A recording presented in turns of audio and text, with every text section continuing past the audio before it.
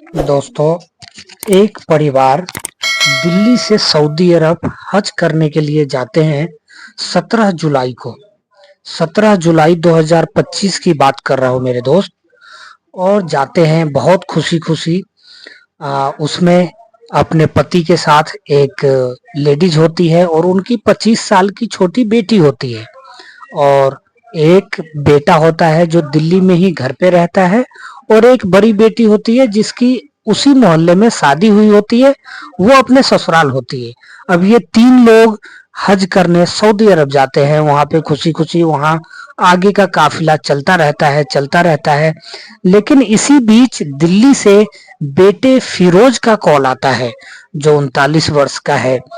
उसका कॉल आते हैं पिताजी को, जो पिताजी आप आइए, आप चले आइए, आप जल्दी आ जाइए। लोग बहुत परेशान करता है। फिर पिताजी पूछते हैं बेटा आखिर हुआ क्या है?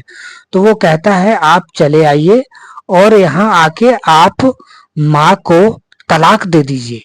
पिता ये बात सुनते हैं और सुनने के बाद कहते हैं बेटा तुम ऐसी बात क्यों कर रहे हो? तो बेटा कहता है जब आप दिल्ली आएंगे तो मैं आपको बताऊंगा और जब बताऊंगा तो आप अपने आप अम्मी को तलाक दे देंगे। पिता कहता है ऐसा क्या हुआ? वो भी हुलबुला जाते हैं, वो भी घबरा जाते हैं। फिर वो लोग आखिर लौट आते हैं, हज अधूरा करके लौट आते हैं। 1 अगस्त 2025 को दिल्ली आ जाते हैं। दिल्ली आने के बाद क्या होता है दोस्तों, आपको मैं बताऊं, इस कहानी के सफर पे आगे चलूं उससे पहले आपसे रिक्वेस्ट है जो आप इस चैनल को सब्सक्राइब करें, बेल घंटी जरूर बजाएं, जिससे मैं जो भी सच्ची घटना आपके सामने पेश करूं वो आप तक पहले पहुंचे। दोस्तों, वीडियो को लाइक, कमेंट और शेयर भी जरूर करें। दोस्तों, चलते हैं इस कहानी के आगे के सफर पे। फिर ये परिवार जो होता है दिल्ली के हौज काजी इलाके का होता है। उसके बाद ये लोग आने के बाद बेटा फिरोज जो होता है वो अपने अब्बू के पास जाता है और कहता है पिताजी आपने जो है अम्मी को बहका के रखा है। अम्मी जो है अम्मी के ऊपर आपका कोई कंट्रोल नहीं है। तो पिता पूछते हैं ऐसा क्या है? तो वो बताता है जो मम्मी जब आप छोटी बहन की जब पैदाइश होने वाली थी, जब छोटी बहन पैदा होने वाली थी, उससे पहले मम्मी का किसी मर्द के साथ रिश्ता था, अवैध संबंध था और आपको कुछ नहीं पता हुआ। आप काम पे चले जाते थे, उसके बाद अम्मी का रिश्ता लोगों के साथ रहता था। ऐसी बात वो बेटा के मुंह से सुनने के बाद वो शर्म से भीग जाते हैं, क्योंकि वो रिटायर्ड होते हैं, पहले सरकारी नौकरी में थे। उसके बाद वो बेटा को समझाते हैं बेटा किसी ने परिवार को में आग लगाने की कोशिश करी है, आप ये गलत बात बोल रहे हैं, ऐसा कुछ नहीं है।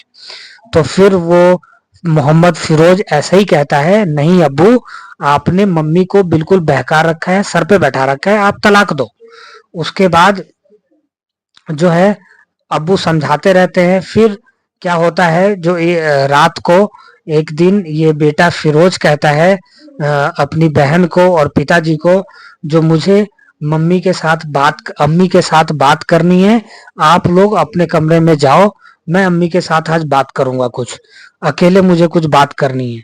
तो लोग समझते हैं चलो माँ बेटा का रिश्ता है, कुछ बात हुई होगी, कोई बात पूछेगा, इसका गुस्सा शांत होगा। फिर एक कमरे में दोनों 2 बिस्तर होते हैं, उस पे सोते रहते हैं, बात करते रहते हैं। फिरोज कमरा बंद कर लेता है और कमरा बंद करने के बाद मेरे दोस्त वो करता है, वो अपने 65 वर्षीय अम्मी के साथ वो कुकर्म करता है जो सुन के, सोच के, समझ के रोंगटे खड़े हो जाते हैं। बहुत ही घिनौना हरकत करता है। इससे एक माँ बेटे का रिश्ता दागदार होता है, अपवित्र होता है। और क्या बताऊं दोस्तों, फिरोज अपने माँ के साथ रेप करता है और रेप करने के बाद वो उसके चेहरे पे थोड़ा सा भी सिकन नहीं होता है, लेकिन जो अम्मी होती है बहुत घबराई हुई होती है, बहुत शर्मसार होती है और वो किसी को कुछ नहीं बताती है। और फिर वो अगले दिन से अपने छोटी बेटी के कमरे में सोने लग जाती है, जिससे उसको सुरक्षा भी होगी। फिर एक दिन क्या होता है, जो फिरोज इसी 14-15 तारीख के करीब में फिरोज 3:30 बजे सुबह फिर कमरे में दाखिल होता है और फिर अपने अम्मी का रेप करता है और कहता है, जो तुमने पहले किया है, जो तुमने कुकर्म बाहर किसी मर्दों के साथ किया है, उसी का मैं बदला ले रहा हूँ तुमसे। अम्मी बार बार कहती है, बेटा मैंने ऐसा नहीं किया है, लेकिन वो नहीं मानता है और कुकर्म करता है। फिर उसके बाद ये अम्मी जो होती है वो टूट जाती है। टूट जाने के बाद वो अपनी छोटी बेटी को बताती है।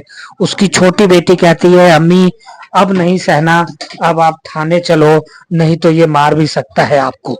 फिर थाने जाती है और सारी हौज काजी जो इलाका है वहां पे थाना है, वहां पे थाने में सारी बात जब बताती है वो, तो पुलिस एफआईआर लिखती है, रपट लिखती है और फिर उसके बाद मोहम्मद फिरोज को, जो 39 वर्ष का होता है, उसको गिरफ्तार करती है। गिरफ्तार करने के बाद उसके ऊपर जो भारतीय न्याय संहिता की धारा 64 लगाया जाता है, जो बलात्कार के अंदर लगाया जाता है। दोस्तों, मेरा इस कहानी को सुनाना किसी को दिल दुखाना नहीं था, किसी को ठेस पहुंचाना नहीं था, सिर्फ आपको जागरूक करना था। आपको ये बताना था, जो इस कलयुग में ना बेटा माँ का है, ना माँ बेटा का है, ना पति पत्नी का है, ना पत्नी पति का है, ना दोस्त दोस्त का है। दोस्तों, ये कहानी अच्छी तो नहीं लगेगी, लेकिन फिर भी आप लाइक नहीं करेंगे तो कमेंट और शेयर जरूर कर देंगे। और फिर से रिक्वेस्ट है, जो आपने चैनल को अगर अभी तक सब्सक्राइब नहीं किया है तो प्लीज चैनल को सब्सक्राइब कर लीजिए, क्योंकि सब्सक्राइब करने में आपका कोई पैसा नहीं लगता है। दोस्तों, फिर मिलते हैं एक सच्ची कहानी के साथ। तब तक के लिए जय हिंद, जय भारत। आप अपना ख्याल रखें, अपने बच्चों का ख्याल रखें और अपने पड़ोसियों का भी ख्याल रखें। चलिए, जय हिंद।